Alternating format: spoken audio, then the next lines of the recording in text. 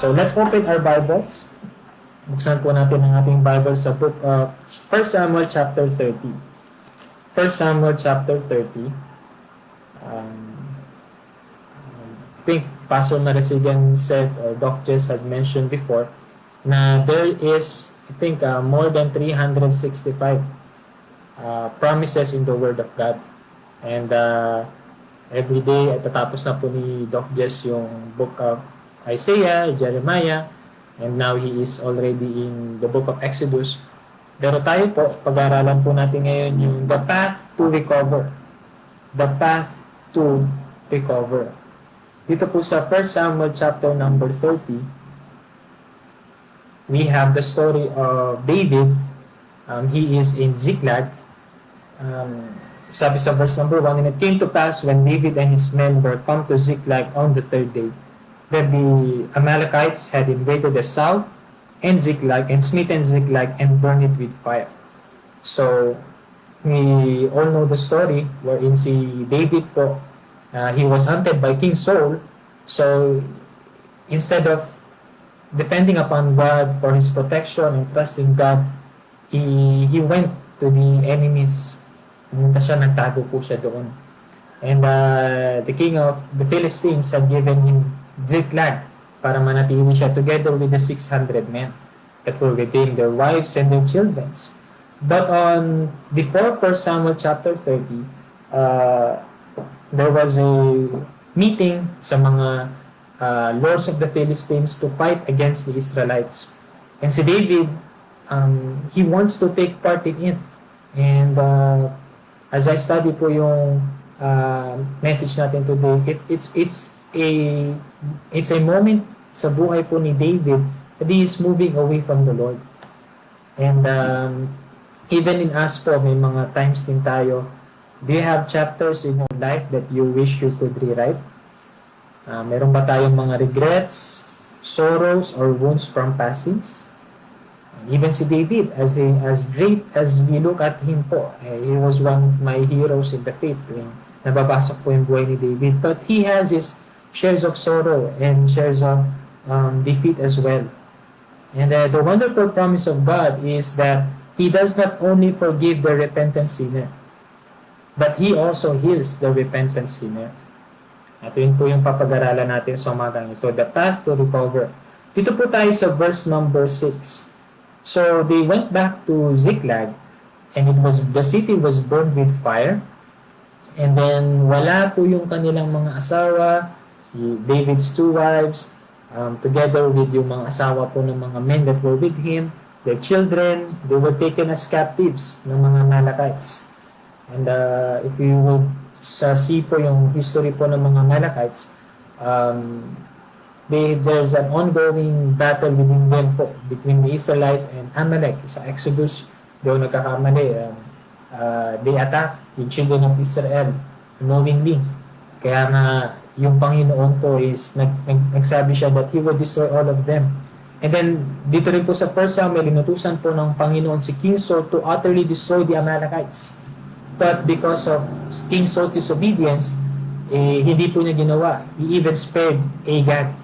Kaya dumating dito sa punto na ito, pati si David, maani siya ng kasalanan na gawa ni King Saul. Pero sa verse number 6, sabi niya po dito, and David was greatly distressed, for the people spake of stoning him, because the soul of the people was grieved, every man for his sons and for his daughters. And then I always love this verse, but David encouraged himself in the Lord his God. And sabi niya po sa verse 7, and David said to Abiathar the priest, Ahimelech's son, I pray thee, bring me hither the ephod. Then Abiathar brought hither the ephod to David. And David inquired of the Lord, saying, shall I pursue after this troop? Shall I overtake them?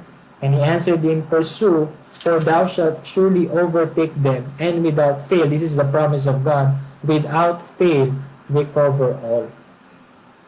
So, now po, this morning, I have 3 points to share with you quickly regarding to the path to recover. And as I mentioned a while ago, there's a difference po sa kay David at kay King Saul, the way they do things King Saul would rather do his own thing, do his own way. Kaya nga po, nung siya ay na-disqualify na as king, is God found a man after his own heart. And that is King David. Or should I say David, hindi pa po siya hari dito. Because he has a heart for God. So marami silang contrast between David and King Saul.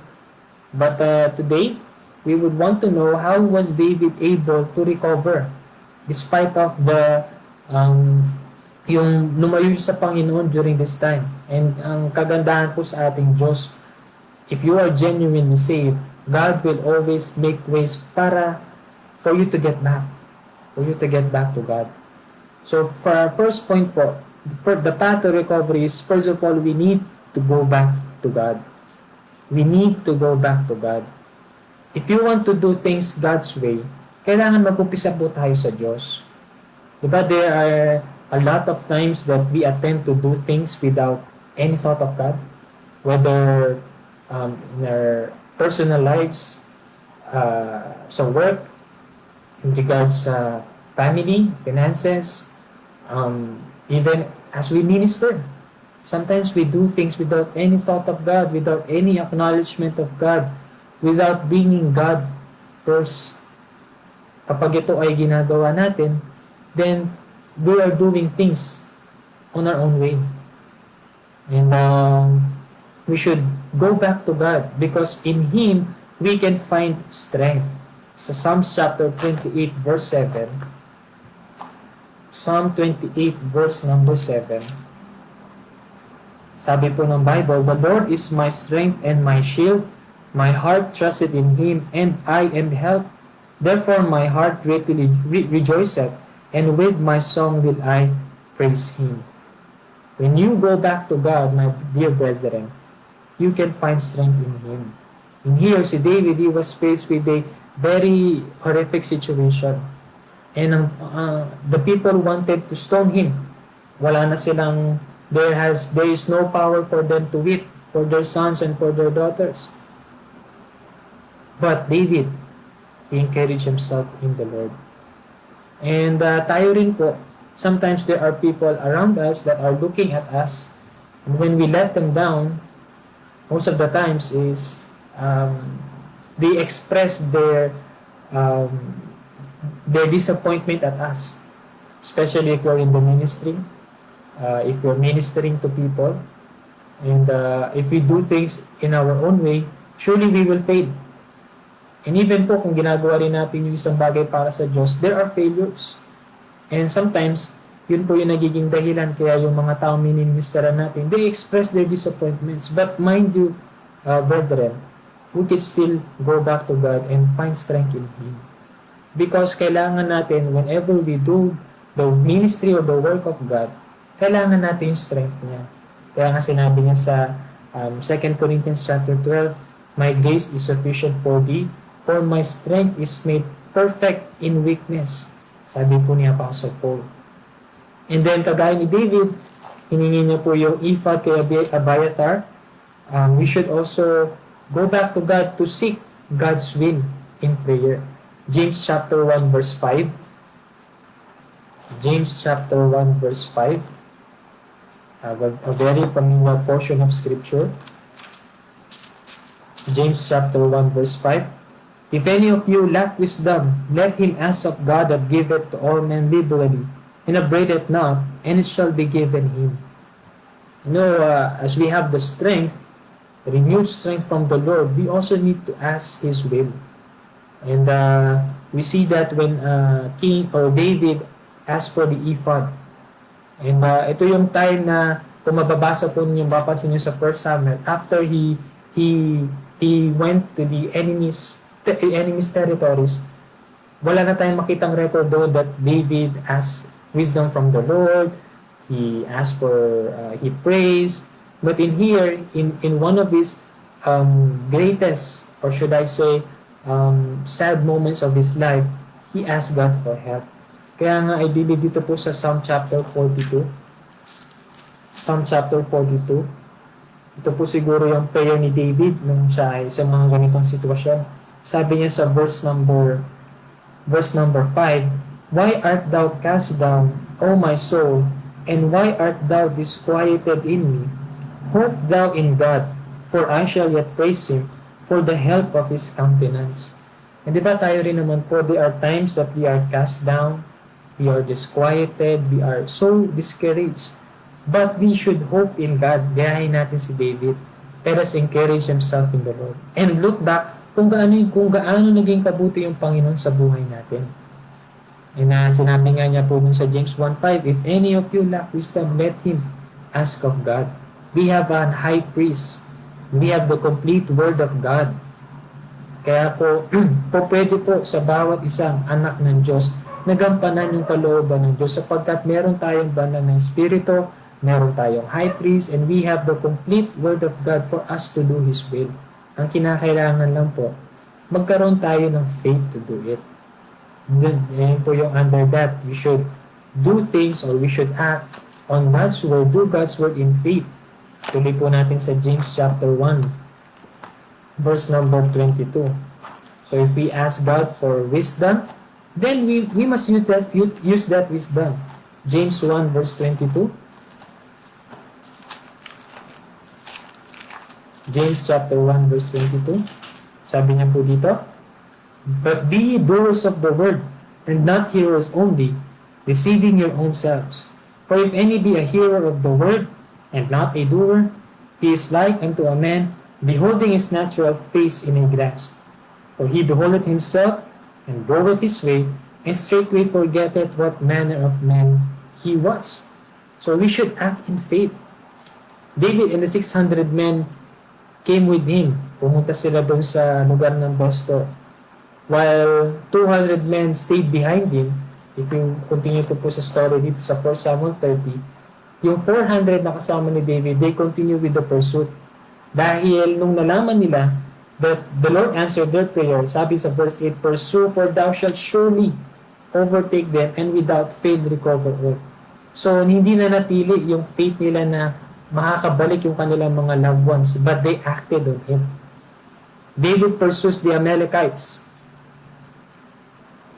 God told David to pursue the Amalekites, and David acts on God's word in faith.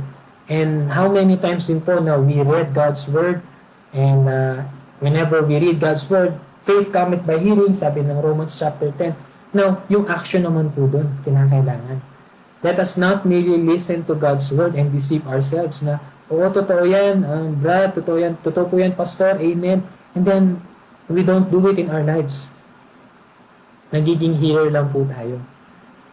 So not only should we go back to God, but we should also go. Let us go with God. So kung tayo bumalik sa Panginoon, then we should let us go with Him. Dito po sa verses 11 hanggang verse 20, we find the story kung paano hinayaan ni David yung Panginoon na mag-work sa kanila. So, may nakita po siyang Egyptian, pinakain po nila.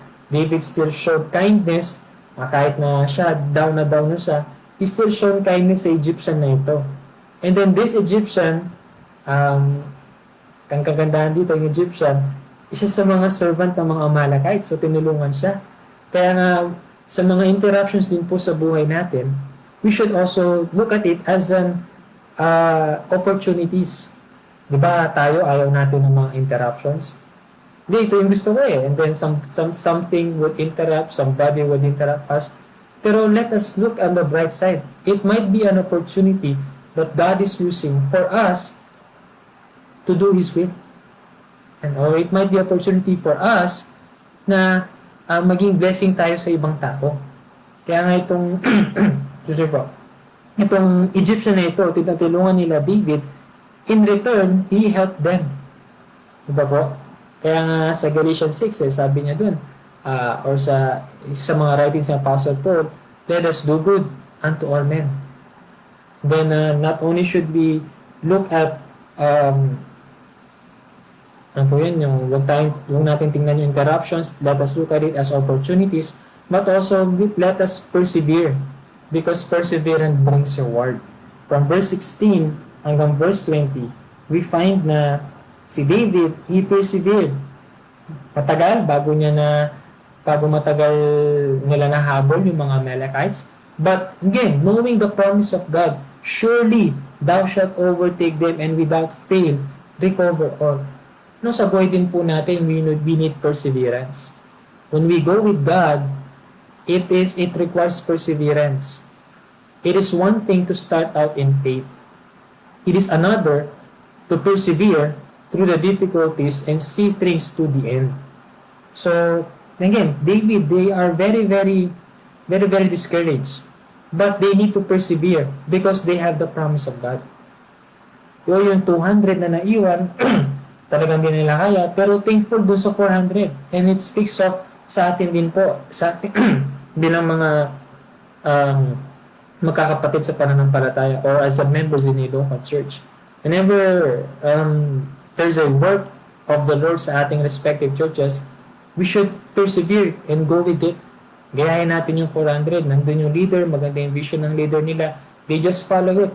And sana ganun din po yung ating mga hangarin. And we need to pray for our pastors. They need our prayers. They need wisdom from the Lord. But also they need people who would follow them as they would follow Christ. And sa mga 400 na sumunod kay David, they were instruments. Naging tulong sila para ma-recover nila lahat. Kaya nga tulong-tulong po ito when it comes to the ministry. Kailangan ang bawat isa sa atin merong magagawa at merong part po sa church. Kaya nga po mamaya, yan, pauna na sa mga pastors po natin. Our pastors sa mga respective churches, they know that you need to be in the Lord's house. Ang Sunday ngayon, sana po makita tayo sa church. At hindi lang nakikita tayo sa church, active tayo sa mga ministry sa churches natin. Because we have been given with this commission sa Matthew chapter 28. And so we should go back to God. We should go with God. And then for our third point, let us do as God would do. Verses 21 hanggang verse number 31. Parang whole chapter na po, no? I-concise lang po natin. So, si David, after everything, after he recovered all, hindi niya nakalimutan yung 200 na naiwan doon. As we go to the story, yung 400 men, sabi nila, David, hayaan mo na yung 200 na yan, hindi naman sila sumama sa atin. They just stayed there. Lahat naman tayo malungkot, pero dapat sumama sila sa atin. Pero sabi ni David sa verse number 21, David came to the 200 men which were so faint that they could not follow David, whom they had made also to abide at the brook Bezor. They went forth to meet David and to meet the people that were with him. And when David came near to the people, he saluted them. Then answered all the wicked men and men of Belial. Nakakalungkot eh. Kasama na ni David, wicked men pa. That went with David and said, because they went not with us, we will not give them aught of the spoil that we have recovered, save to every man his wife and his children, that they may lead them away and depart. Then said David, we shall not do so, my brethren, with that which the Lord hath given us, who hath preserved us and delivered the company that came against us into our hand. For who will hearken unto you in this matter? But as his part is that goeth down to the battle, so shall his part be that tarrieth by the stock, they shall part alike. So he made a statute and an ordinance na kung paano yung nakuha nung nanalo dun sa gera, ganun din yung mga naiwan. So he is showing grace to others. And we are experiencing the grace of God day by day. Great is the faithfulness of the Lord. We must also show God's grace to other people. Ito yung isang example na pinapakita ni David. Because alam ni David yung naging damdamin ng mga kasamahan niya nung nawala yung kanilang mga mahal sa buhay, mga pamilya, mga anak nila. So he felt it. So instead of casting them away, he rather showed grace. And sana tayo rin po na we see person, a brother who is in need, let us not hesitate to help. let us bear their burdens. Galatians 6:2. Bear ye one another's burdens and so fulfill the law of Christ. And he was generous also. Naging generous po si David. Nagbigay siya ng spoil sa mga elders of Judah, sa kanyang mga kaibigan, sa mga nasa Bethel, Aroer, and Hormah. And even sa Hebron, nagbigay siya. So itong mga to, ito yung mga kasamahan ni David back in Israel. So hindi siya nakalimot. And tayo rin po, whenever God is helping us in times of our great disappointments or mga matinding pagsubok sa buhay natin, and when God has gave us the promise and we were able to go through with it, let us be generous din. Maging generous tayo sa bawat mananampalataya, even din po sa mga kapatiran natin. Si David hindi niya nakalimutan yung mga taong tumulong sa kanya. And tayo din po. We need each one, gaya po na nabanggit po kanina. So whenever we do God's things, we go back to God, we allow God to work in us, we go with Him, and then we do as God would do, then we find that yung strength na meron tayo, it is His strength. And we would look for opportunities to be a blessing to other people. Kaya nga po kahit itong salamat tayo, meron po tayong ganitong platform, yung Hope Goes On. And I hope that every time we hear, we are sharing it to others. Yes, na-bless po tayo sa mga messages na napapakinggan natin every day. And sana nagiging blessing din to sa iba when we share it to them. Huwag natin sarilinin yung mga spiritual truths, mga encouragements na napapakinggan natin mula sa salita ng Diyos. So, God restored David and he was able to recover all, gaya ng pangako sa Panginoon sa kanya.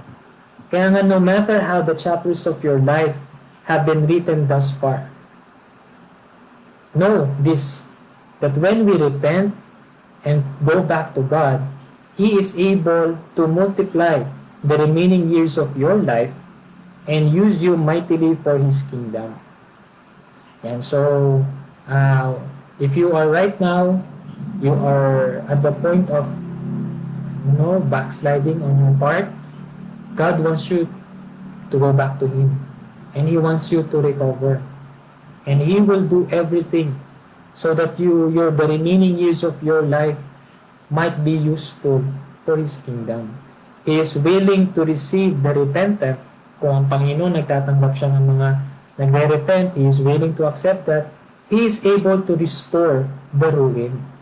Kaya niyang i-restore yung mga bumagsak o yung mga nag-fail, nag-stumble. Kaya nga tayo rin po bilang mga magkakapatid sa pananampalataya, we should also help others who are maybe down. Despite na ito po, pandemic, maraming, even in our churches, maraming nawawala sa church. Let us pray for them, let us encourage them so that they could find the path to recover. Kasi kung tayo, nagawan, by God's grace, we were able to recover, pwede rin po silang makarecover. Kaya nga, yun ang prayer natin sa bawat isa, na maging burden bearers po tayo dahil may promise yung Panginoon sa atin. If we would follow Him, we would recover all. And kagaya po ni David, dito as we close sa umagang ito, na let us encourage ourselves in the Lord. I don't know kung ano po yung pinagdadaanan po natin. Yung joke nga po dyan, pinagdadaanan, dadaan ka lang, wag po tayong tumambay. Kung meron ka mang pinagdadaanan, dadaanan mo yan. Huwag kang magtambay dyan. Dahil ang Panginoon, meron siyang layunin, may purpose siya sa buhay mo. At ang gusto niya sa atin, magpatuloy sa ating paglilingkod sa Kanya. So that is our message this morning about the path to recover. And I hope it has been a blessing to us. And